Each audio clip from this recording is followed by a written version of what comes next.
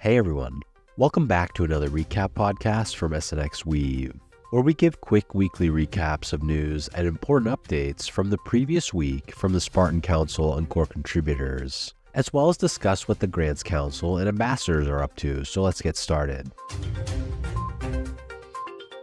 Andromeda has been deployed to testnet with the latest version of Perps v3 and is being refined for integrators. The audit is wrapping up with small improvements, while the L1 Perps audit feedback is almost done being implemented.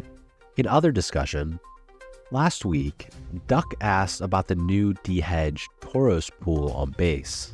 Cav clarified that it will be a vault that automates the process for USDC LPs on base.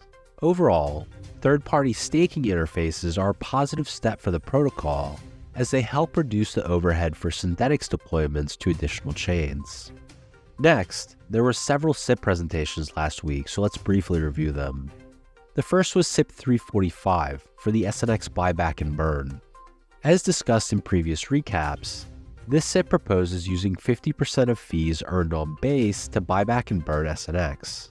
After paying integrators, the remaining fees will be split between base LPs and SNX stakers. Stakers would receive the rewards via a buyback and burn, and fees would be used to purchase SNX at the current price. The plan is to use a variation of a Yearn contract. The fees will accrue, and there will be a permissionless mechanism to sell SNX into the contract. The burning of the fees will be a manual process executed by the Treasury Council. Since Andromeda is an isolated deployment, this was picked as the most elegant solution for returning value to the wider synthetics ecosystem.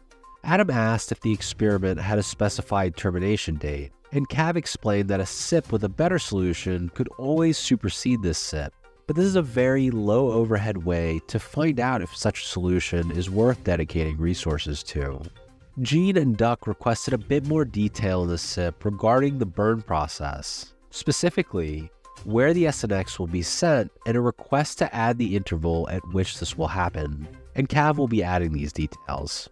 The next presentation was SIP 350 to implement SNX token bridging via Wormhole. Presented by Evan from Wormhole, this SIP proposes utilizing Wormhole's wrap token transfers contract to facilitate the movement of SNX tokens across multiple chains. This method would also allow users to withdraw SNX without facing mandatory 7-day lock-in periods. Wormhole Guardians are able to guarantee transaction finality faster than the optimistic window because they are each running full optimism nodes. This mechanism could also be used to facilitate buys and burns or reward distributions to other chains. It would also more easily enable expansion to other chains in the future. This would be a permissionless process and require no code changes, meaning SNX could be transferred anywhere within the Wormhole network and users would receive a wrapped SNX token on the other side. Akash added that the biggest advantage with this implementation would be the single interface to support bridging across multiple deployments, rather than using the individual bridge solutions developed for each chain that SNX is deployed on. ML Sudo asked if the governor limits, which limit the amount of volume passed through the bridge over a specified time period, could be set for individual tokens. Wormhole currently has global limits, and the community has voted to make those limits higher for individual tokens in a few cases. There has never been a request to adjust them lower, however, but they will be taking this request back to their CCs to see if it's something that could be offered.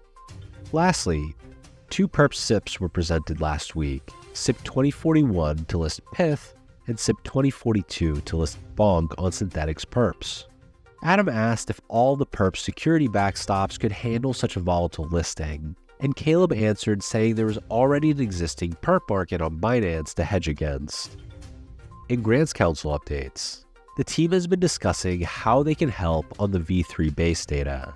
They also paid out several retroactive grants last week, some for automated minting work, Telegram bot updates, and for open sourcing high-level data analytics and Python repos.